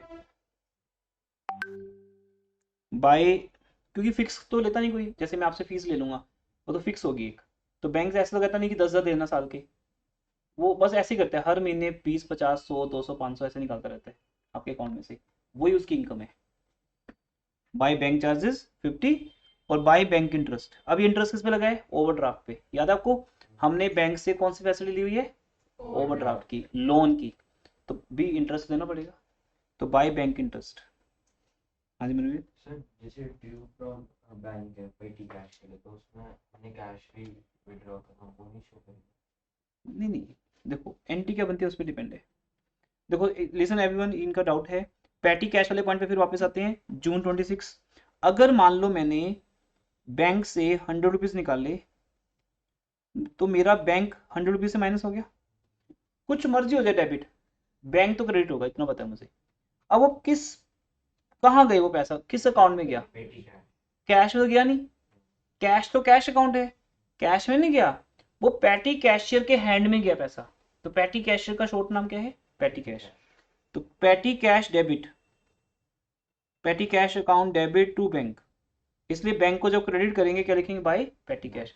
बेसिकली लेजर बन रही है, कैश बुक से पहले अगर लेजर हो जाए तो बहुत बढ़िया है। जब मैंने आपको मंडे बैच में कराया था एक्स्ट्रा क्लासेस में, तब आप लोगों ने एग्जाम के रीजन से बोल दिया कि कैश बुक करवा दो, नहीं तो लेजर के बाद ही होती है हमेशा कैश बुक। कैश बुक तो हार्ड लग रही है। अब नहीं लगेगी, क्योंकि तो वो पहली बार देखा ये क्या हो रहा है, टू बाय इतने बड़ी दो साइड्स, लेफ्ट साइड राइट, तब होता है। तो फिर आप अपने हिसाब से कन्वर्ट करते हो ना क्लास को, फिर एग्जाम्स का प्रेशर लेते हो, इसलिए वो उस टाइम करवा दिया आपके कहने पे, फिर तभी कहा था दोबारा कर लो। तो अब नहीं लगेगी, अब तो लेजर कर लिया आपने। Bye bank charges 50, by bank interest 1620। अब आपको पता है कि एक एंट्री होती है और उसकी पोस्टिंग होती है। अब अगर बैंक क्रेडिट हो रहा है तो बैंक की क्रेडिट साइड एंट्री जाएगी, बाय समथिंग। लो जी, यहाँ तक ओके, पहले चेक कर लो पूरी कैश बुक। वो बहुत कुछ है बेटा, अभी वो एकदम से नहीं होगा, उसके लिए बहुत कुछ करना पड़ेगा हमें, अभी देखते हैं क्या क्या होता है उसके लिए, वो इतना इजी नहीं है। पहले आप ये देखो कि आपको यहाँ तक समझ आ गया। मैं फिर इस फॉर्मेट को थोड़ा सा स्क्यूज करके एक पेज पे ले आता हूँ। सर एक लास्ट, एक मिनट।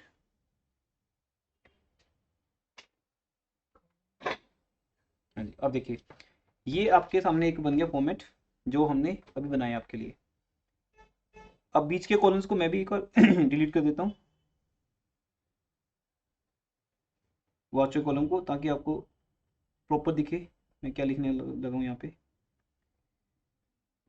अब आपको ये समझना है कैश कितना आया था कितना गया, मतलब हम लेजर में एक स्टेप सिखाते हैं आपको, बैलेंस निकालना, वो स्टेप में अभी चलने वाला हूँ।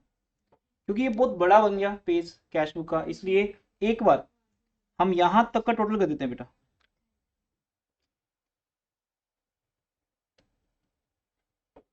यहां तक का टोटल कर देते हैं।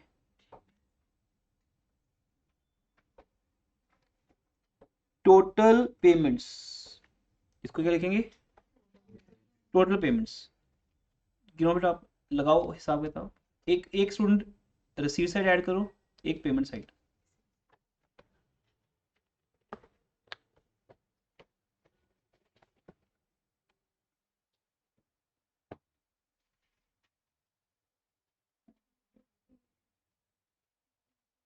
अब टोटल पेमेंट्स वर्ड लिखना जरूरी नहीं कि लिखना ही है, ये मैं अपनी तरफ से एडिशन ले रहा हूँ, ऐड कर रहा हूँ। स्कूल टीचर में भी ना करे या मे भी करे, आपकी मर्जी है। टोटल पेमेंट्स नहीं लिखोगे तो भी वो टोटल पेमेंट्स ही हैं, क्योंकि पेमेंट्स का टोटल क्या होगा? टोटल पेमेंट्स करो ऐड। 49 हुआ रिसीट साइड। देखो 10 + 3 13 + 1 4 14 14,300 21595 बैंक 21595 595 बैंक आ गया।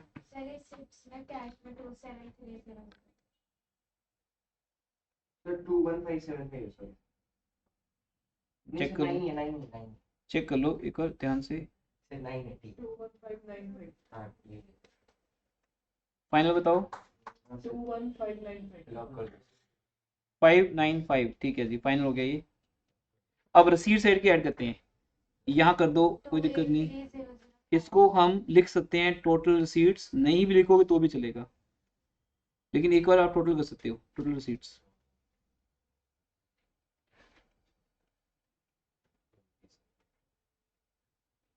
फुल पेज लगेगा आपका इस पे। 28300 कैश 28300 कैश में, और बैंक में 25 32 36 37,400।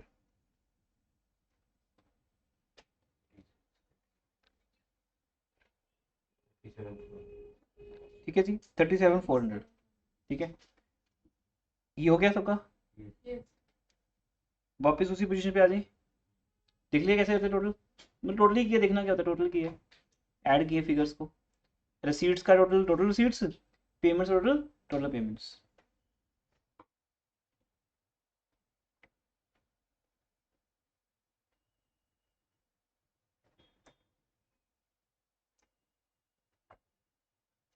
ओके, अब ये बताओ मेरे पास कितना कैश बचा। बड़ी सिंपल सी बात, मैं बैंक कॉलम की बात नहीं कर रहा बिल्कुल भी, पूरा फोकस कैश कॉलम पे ले जाओ। आपका फोकस ले जाने के लिए मैं हाईलाइटर यूज कर लेता हूँ, मार्केट से परचेज कर सकते हो आप, हाईलाइटर इजिली मिल जाते हैं अब तो। 14,000 ये सारा इस सब की बात करूँगा तुम्हें, ये सब की कैश कॉलम की बात कर रहा हूँ। तो आप कैसे हिसाब लगाओगे, ऐसे लगाओगे, एक लेमैन कैसे दिखाएगा, बोलेगा कि तो देखो मेरे पास 28,300 कैश आया, ये प्लस का बैलेंस है, प्लस का टोटल है, मतलब पैसा इतना आया या है, उसमें से गया कितना, 14300 तो प्लस में 28,300 है, माइनस में 14,300 है, दोनों को माइनस कर दो 14,000।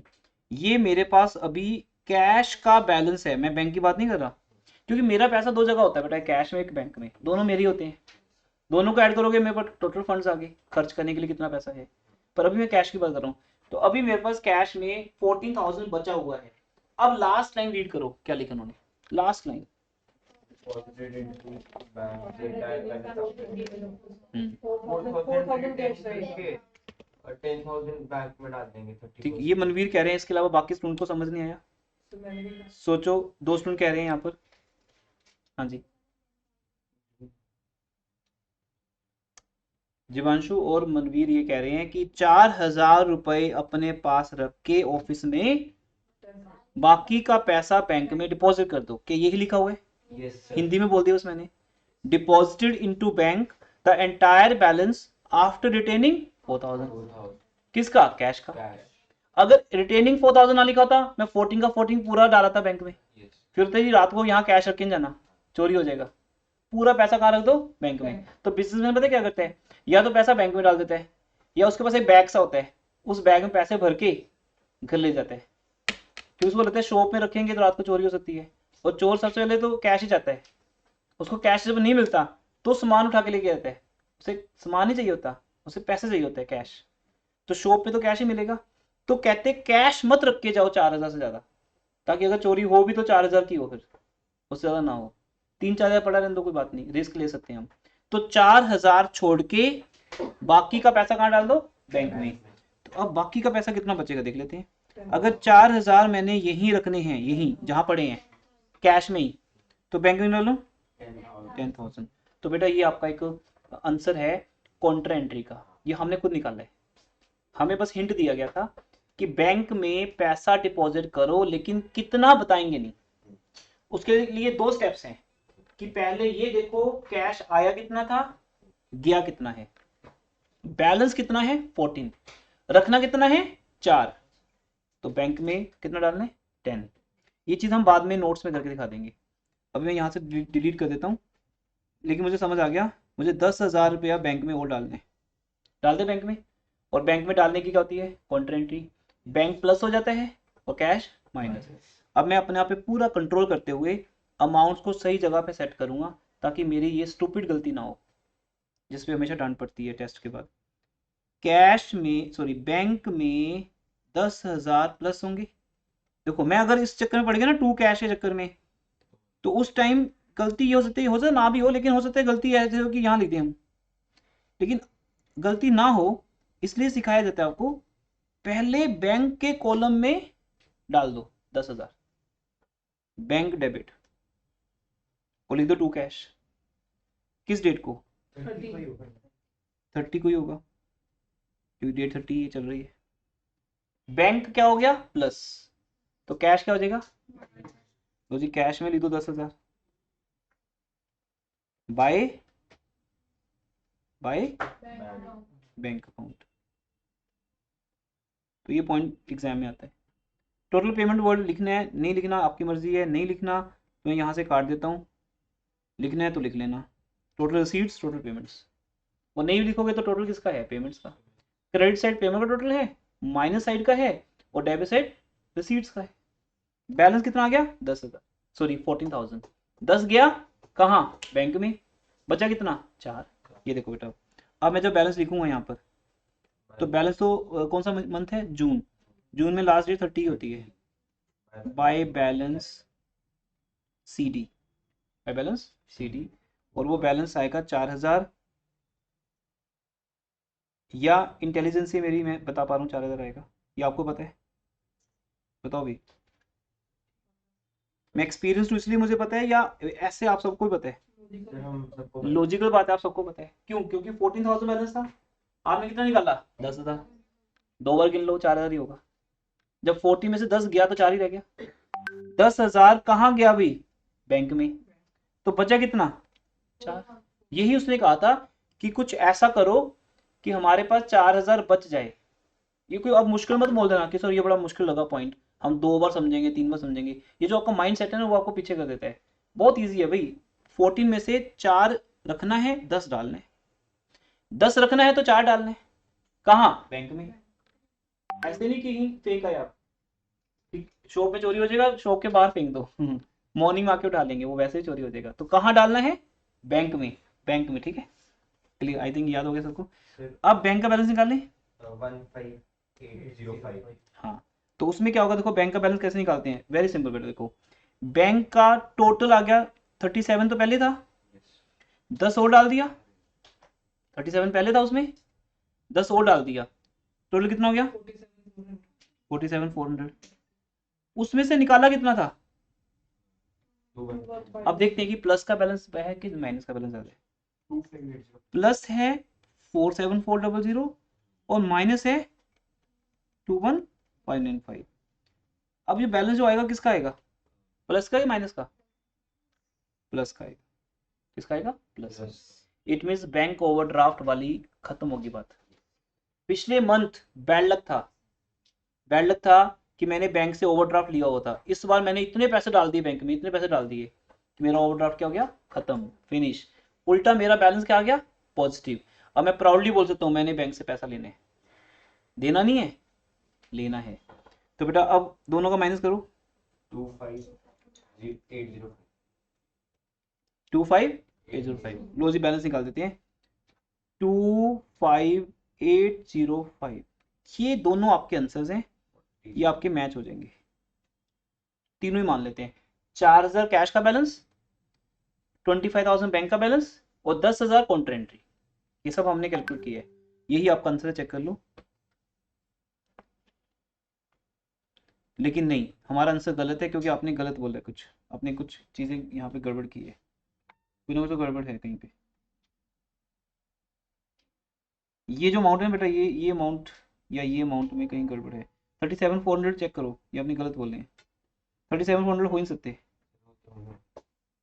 37,400 तो बोली। नहीं बोली, मैंने निकाली है। हाँ सर। चलो फिर दोबारा करते हैं, चेक करो बेटा कितनी आएगी ये,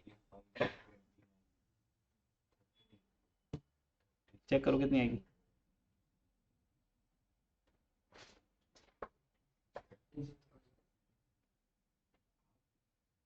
कितनी आएगी?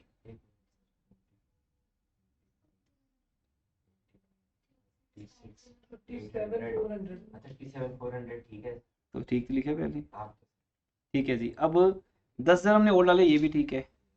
अब पेमेंट से ऐड करते देखते हैं इसे, यहाँ कोई गड़बड़ तो नहीं की आपने। ये मैं this this this this add करो, ये गलत है, पक्की बात है।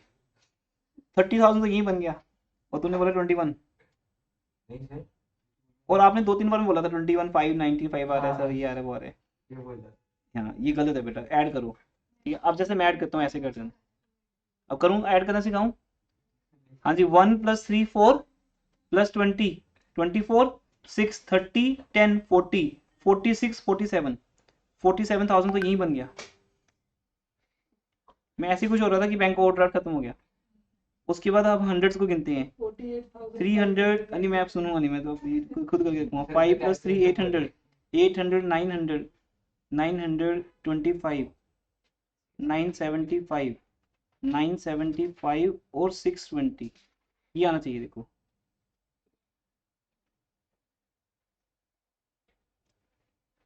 48 की जाएगी बाकी ठीक बहुत बड़ा फर्क है, कम नहीं है। तो 48,595 का पेमेंट हुआ है बेटा यहाँ। ठीक है, तो लो जी ये आ गया। तो फिर बैलेंस शीट भी चेंज हो कोई बात नहीं, वो तो देख लेंगे ना, पहले सही तो लिखिए। 48,595, क्योंकि मेरे माइंड में चल रहा था कि कभी आज तक आया तो है नहीं पॉजिटिव बैलेंस, इतनी बार क्वेश्चन किया है, इस बार कैसे हो गया? बुक में या तो फिगर चेंज कर दी गई है। अब देखो बेटा, अब बात बनेगी, देखो ध्यान से, क्योंकि ये क्वेश्चन वंडरफुल है, इसमें सारे पॉइंट्स कवर हो जाते हैं। शुरू में भी बैंक ओवरड्राफ्ट था, और अभी भी। वंडरफुल वर्ड अच्छा नहीं तो चेंज कर देते हैं। कृषि को अच्छा लगा।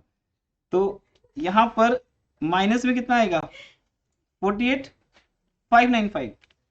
अब इसका मीनिंग क्या है? माइनस के, लिसन, माइनस के 48 है, प्लस के 47 है, तो माइनस का बैलेंस बचेगा। तो कितना आएगा माइनस का? 5,911। अब आपका आंसर मैच हो जाएगा वन टाइम में, 1195। बेटा ये आपका बचा है माइनस का बैलेंस, इसको बोलते हैं बैंक ओवरड्राफ्ट। क्या बोलते हैं? Bank overdraft. तो इसका मतलब बैलेंस यहाँ तो आएगा नहीं, उधर आएगा। यहाँ तो पॉजिटिव बैलेंस आते हैं ना, अब पॉजिटिव बैलेंस तो है ही नहीं। अब तो आपकी कौन सी साइड ज्यादा है? नेगेटिव साइड ज्यादा है। माइनस साइड है 48,595, और ये साइड है 47,400। तो अब यहाँ पर बैलेंस लिख दो 1195, तब जाके 47,400 क्या बनेगा? 48,500 क्लियर है? तो बेटा यहाँ पर बात बैलेंस की हो रही है, तो अब यहाँ पे फिर उस चीज को देख लेते हैं, बैलेंस को। माइनस साइड का जो बैलेंस है, आप वेट बोल सकते हो कि माइनस साइड का जो वेट है वो कितने है? 48,595, और प्लस साइड का वेट 47 कितना था? 47,400। 400. तो प्लस का वेट है 48, माइनस का वेट है 48, प्लस का वेट है 47। तो बैलेंस किसका बचेगा? माइनस का। और वो उधर बचेगा एक बार, माइनस साइड पे तो बाद में आएगा, पहले कैरी डाउन है फिर ब्रॉट डाउन होगा। तो इसलिए इसको बोलते हैं to balance carry down. 30th को ही निकालेंगे बैलेंस। इट मीन्स बैंक का पहले भी ओवरड्राफ्ट था, अभी भी क्या है? होगा। हमने पूरा ट्राई किया कि इस बार ओवरड्राफ्ट ना आए, लेकिन 10,000 डाल भी दिए बैंक में, फिर भी अभी भी क्या है? ओवरड्राफ्ट है। ये अगले से शिफ्ट हो जाएगा। पिछली बार से कम हाँ, पिछले से कम हो गया, बढ़ भी सकते हैं कम भी सकते हैं। अब ये बैलेंस आएगा बेटा अगले मंथ। So 119 क्या? 1195 बैलेंस आ गया बैंक का, बैंक का बैलेंस आ गया। क्योंकि टोटल किसका आता है? ये आपको लेजर चैप्टर सिखाता है। टोटल किसका आता है? जो साइड बड़ी होती है। अब क्रेडिट साइड बड़ी है 48, तो उसका टोटल डेबिट में भी आएगा और क्रेडिट में भी। बैलेंस वहां आएगा जो साइड कम है। तो कम कौन सा साइड है? कम है प्लस वाली, प्लस तो वहां बैलेंस आ गया। So कभी ऐसा हो सकता है कि दोनों साइड सेम बैलेंस है. हाँ मोस्टली ऐसे ही होगा, मोस्टली बैंक का यही आएगा बेटा। देखो मोस्टली बैंक का यही आएगा। अब ये तो क्वेश्चन ओवरड्राफ्ट वाला चल रहा है, शुरू में भी ओवरड्राफ्ट है, एंड में ओवरड्राफ्ट है। एंड में ओवरड्राफ्ट नहीं भी होता तो भी चलता, कुछ भी पॉसिबल है। बैंक का शुरू में भी पॉजिटिव नेगेटिव कुछ भी हो सकता है, एंड में भी। कैश का हमेशा पॉजिटिव होगा, ठीक है। कोई और पॉइंट तो बताओ। अच्छा कैश का टोटल करते हैं एक बार, कैश का ठीक है। नहीं लिखना पड़ेगा 28, ठीक है।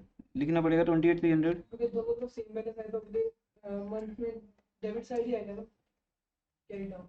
हाँ हाँ ऑब्वियसली, अभी मैं बताऊंगा वो बात। तो देखो यार, अब देखो ये जो बैलेंस है ये यहाँ से इधर जाएगा अपने घर, कैरी डाउन का ड्रॉडाउन, ये भी आपको लेजर सिखाता है। जो सीधा कैश फ्लो कर रहे हैं उसको बात समझ नहीं आएगी, इसलिए पहले लेजर करना पड़ेगा आपको। बाय बैलेंस ड्रॉडाउन, बैंक का अपने घर, क्योंकि इसकी माइनस से ज्यादा थी, देखो अभी भी माइनस ही है ये अपने घर आ गया, बस एक बार वहां जाएगा और वहां शो करेगा कि मैं डिफरेंस हूं, फिर वो पुश हो जाएगा अपने घर। इधर 4,000 इधर आ जाएगा।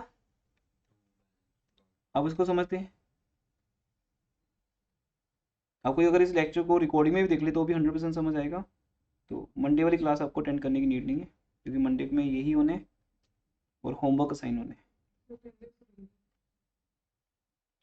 अटेंडेंस तो मंडे बैच में प्लस हो जाएगी ना, जब आपने यहाँ अटेंड कर ली क्लास, वहाँ पर प्रेजेंट ही लगेगी आपकी,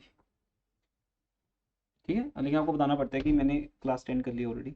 टू बैलेंस ड्रॉडाउन, ये 4,000 इधर से इधर आ जाएंगे अपने घर कैश के कॉलम में, और डेट लिखी जाएगी 2019 चल रहा था और जून का मंथ जुलाई में कन्वर्ट हो गया, ये दोबारा लिख देना। अब आप देखो यहीं से एक नया क्वेश्चन चालू हो गया। अब ये सीन देखो ध्यान से, मैं इसको हाईलाइट करता हूँ। ये सीन आपको शुरू में भी मिला था, ध्यान से देखो, तब आपको समझ नहीं आ रहा था, मुझे समझाना पड़ रहा था कि बैंक ओवरड्राफ्ट क्या चीज़ होती है। अब आप समझ गए या अभी भी समझे कि जब बैंक की रिसीट्स कम हो पेमेंट्स ज़्यादा हो तो एक बैंक ओवरड्राफ्ट आ जाता है। तो शुरू में भी यही सीन था आपके पास, ठीक है। अब फटाफट 2 मिनट लगाओ और नोट्स लिखो, जो नोट्स हमने अभी तक लिखे नहीं, लिखो भी नोट्स, फिर आप जा सकते हो। होमवर्क आपको ऑलरेडी नोट करवा दिया, question 9 to 14 each and every question. Double column cash flow करो, सिंगल कॉलम के क्वेश्चन अपना कवर लोगे, वो कभी आएगी भी नहीं।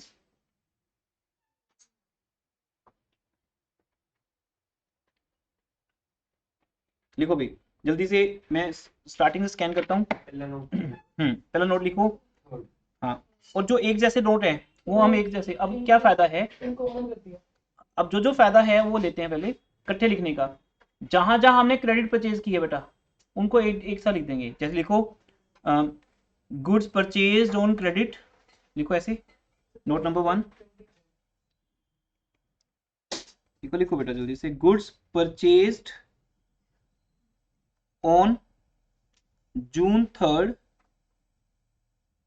एंड, और कब खरीदी थी हमने गुड्स क्रेडिट पे, एक हमने खरीदी थी उससे कल्पना से 20।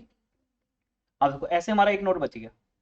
अगर बार बार लिखते तो बार बार लिखना पड़ता एंड, लेकिन ये कि लिखना पड़ेगा तो पेंसिल से टिक करते रहना जो छोड़ रहे हो।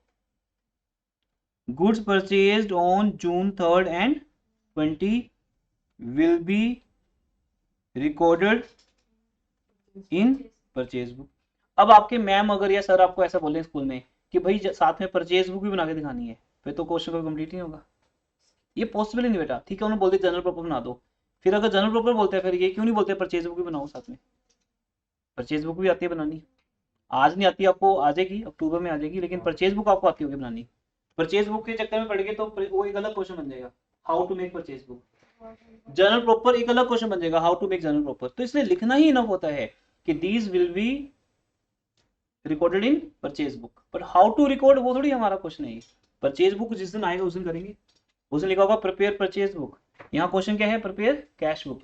और ये तो इतना बड़ा क्वेश्चन है बेटा एग्जाम में, तो आपको इतना सा लिटिल सा देखो, इतना 4 नंबर का 5 नंबर का बस इतना सा आएगा, 6 नंबर का आ जाए, चलो इससे है ही नहीं, इससे ज्यादा मार्क्स ही नहीं है।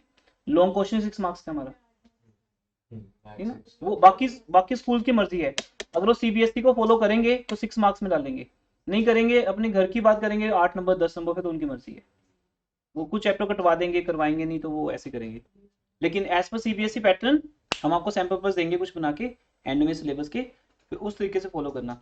तो कैश फ्लो का बहुत बड़ा क्वेश्चन नहीं आएगा, छोटा सा आएगा, एक लेजर का छोटा सा क्वेश्चन आएगा, क्योंकि इन चैप्टर्स की वेटेज आगे आगे कम हो जाएगी। जब कंप्लीट सिलेबस की बात करेंगे तो ये चैप्टर इंपॉर्टेंट नहीं रहेंगे आपके लिए। जो आज आपके लिए ज़्यादा इंपॉर्टेंट है। नंबर 2 आगे लिखते हैं बेटा आगे आ जाओ। और मैंने क्या छोड़ दिया था यहाँ पर, 10th को 400 रुपये का क्या किया था डिस्काउंट, तो लिखो डिस्काउंट अलाउड। अब क्या कहीं और डिस्काउंट अलाउ की है, डिस्काउंट अलाउड नहीं, जो अलाउड है डिस्काउंट अलाउड ₹400 ऑन जून 10, जून 10। कहीं और दिया मैंने, कहीं दिया था और भी, एक और जगह भी दिया था सर 6600 वाले में 12th वाले में। हाँ सर 12 हाँ एंड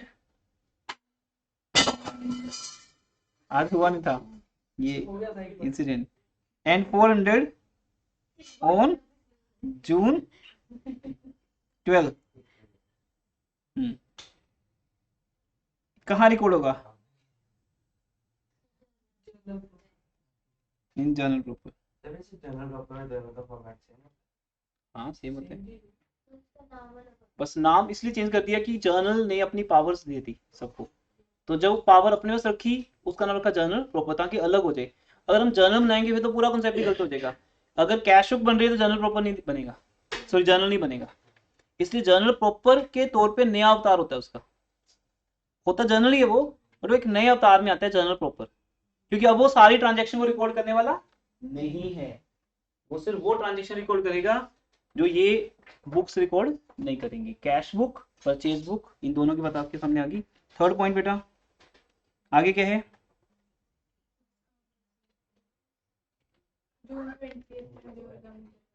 जून 20 वाली, तो उसमें वो तो होगी ना, आगे बढ़ो। और उसके बाद था सेटलमेंट थी जून 20 को, 200 का डिस्काउंट रिसीव था, 200 का अलाउड भी है ना, 200 रुपये, तो वो भी डाल दो यहाँ पे। एंड लिखो भी, सॉरी अभी बात पूरी नहीं हुई यहाँ पर, एंड 200 रुपये डिस्काउंट कर दिया, एंड ₹200 ऑन जून 20। अच्छा इसका बेटर तरीका होता है क्या बताऊं, जब हम क्वेश्चन करते हैं उसमें तो हम पढ़ते ही हैं, पता होता है, उसमें पेंसिल से लिख लो DIS अलाउड 200, DIS अलाउड 400 ऐसे, या DA 400 शॉर्ट फॉर्म, ताकि आपको बाद में याद ना देखना पड़े, या देखना पड़े ज़्यादा कि कहाँ कहाँ था, बस एकदम सामने आ जाए कि डिस्काउंट अलाउड 3 बार है, जून 10 को, 12 को और 20 को। कहाँ रिकॉर्ड होगा, या अभी छोड़ देते हैं, बिल भी रिकॉर्ड लिखने की क्या जल्दी है, बाद में लिख देंगे, अभी और भी आ सकता है कहीं, आगे चलते हैं। फिर इशू किया कल्पना को, वहां से हमें डिस्काउंट कितना मिला था, 500 का मिला था ना, तो वो लिख देते थे डिस्काउंट रिसीव्ड। किससे मिला था डिस्काउंट रिसीव, किस डेट को, मतलब ऑन कितना, will be recorded in journal proper. JP में लिख देना, आपके टीचर फिर गूगल पे देखेंगे जेपी की फुल फॉर्म क्या है। विल बी रिकॉर्डेड, आप लोग लेट हो रहे हो तो मैं थोड़ा लिख रहा हूँ, जर्नल प्रॉपर राइट। अब आप कह रहे हो सर जर्नल प्रॉपर में मैम कहते हैं एंट्री बना के दिखाओ, तो लॉजिक बना के दिखाता हूँ। अगर आपका स्कूल टीचर कहता है कि भी नहीं जर्नल प्रॉपर वर्ड नहीं लिखना, हमें तो एंट्री बना के दिखाओ, वैसे ऐसा कुछ है नहीं रूल, आपको मिलेगा भी नहीं कहीं, लेकिन अगर कहते हैं तो बना देते हैं। देखो देखो बेटा, गुड्स परचेज, वो तो क्या परचेज बुक में जाएंगी, उसको तो उसकी तो एंट्री कभी कहेगा नहीं टीचर, क्योंकि वो एंट्री होती ही नहीं, वो सीधा क्या बनती है, परचेज बुक। तो टीचर ये कह सकते हैं कि जर्नल प्रॉपर का फॉर्मेट बना के दिखाओ, साथ में लॉजिक बन गया। आपने इतनी रिक्वेस्ट की, मैंने अभी बना दिया logic.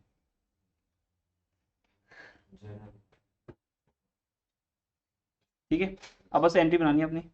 Discount allowed debit, discount allowed debit किसको दिया डिस्काउंट अलाउड 400 रुपये का, जल्दी बोलो। जून 10 को किसको दिया था, सुभाष को, टू सुभाष, 400 400 जून 10 लिख देना, discount allowed to Subhash in full settlement. फिर ऐसे ही सेम सेम सेम, ठीक है, डिस्काउंट अलाउड टू जून 12 को किसको दिया था, मनोज, जून किसको दिया था, 20 को किसको दिया था? नहीं, 21 दिए थे बस 2 ही बार हुए ना? Yes sir. ठीक है, 2 बार हुए। 24 को discount 24 को भी है, रिसीव हुआ एक ठहरो। जून 10 को डिस्काउंट दिया है, जून 12 को दिया, और एक जून 20 को भी तो दिया ना। जून 20 को भी तो डिस्काउंट है सेकंड एंट्री में दामोदर से। तो बेटा ये एंट्री 3 बार रिपीट करनी पड़ेगी आपको। Discount allowed account debit to Subhash, to Manoj, to Damodar. उसके बाद इसमें बाकी नहीं आएगा मतलब सिर्फ डिस्काउंट रिसीव हाँ। होगा अब कंप्लीट हुआ ना वो जो तुम कह रहे थे ना बेटा, ये लास्ट पॉइंट बहुत इंपॉर्टेंट है, सुन लो ध्यान से। जो ये कह रहे थे सर इनकम्प्लीट लग रहा है मुझे 6600, वो इसलिए इनकम्प्लीट था क्योंकि वहां वो कैश बुक की एंट्री थी। जैसे 400 रुपये की एंट्री तुम यहाँ कर दोगे discount allowed debit to Damodar, तो वो अब कंप्लीट हो जाएगी। ऐसे ही डिस्काउंट रिसीव्ड की एंट्री बनेगी। डिस्काउंट रिसीव्ड क्या होता है? क्रेडिट की debit? Credit. Credit to discount received कितने से? अब आपने लिखा कि जून 24 को 500 रुपये डिस्काउंट मिला, किससे मिला? कल्पना से। कल्पना डेबिट, कल्पना एंड कंपनी जो भी नाम है उसका। तो एंट्री क्या बनेगी? कल्पना डेबिट टू डिस्काउंट रिसीव्ड। ये एंट्री जनरल प्रॉपर में जाएगी। तो 4 एंट्री जनरल प्रॉपर में जाएंगी, 1 2 3 और 4। 3 एंट्री डिस्काउंट अलाउड की है, लेकिन कंबाइन मत कर देना, डेट अलग अलग है। एक जून 10 को है, एक 12 को है, एक 20 को है, और ये 24 को है। ये तो है ही रिसीव्ड की। तो ये 4 एंट्री जनरल प्रॉपर में जाएंगी। अगर स्कूल टीचर कहता है तो बनानी है, अदरवाइज नहीं। क्लियर है? ठीक है, जब आप फ्री हो, होमवर्क साइन हो चुके हैं आपको 9 to 14।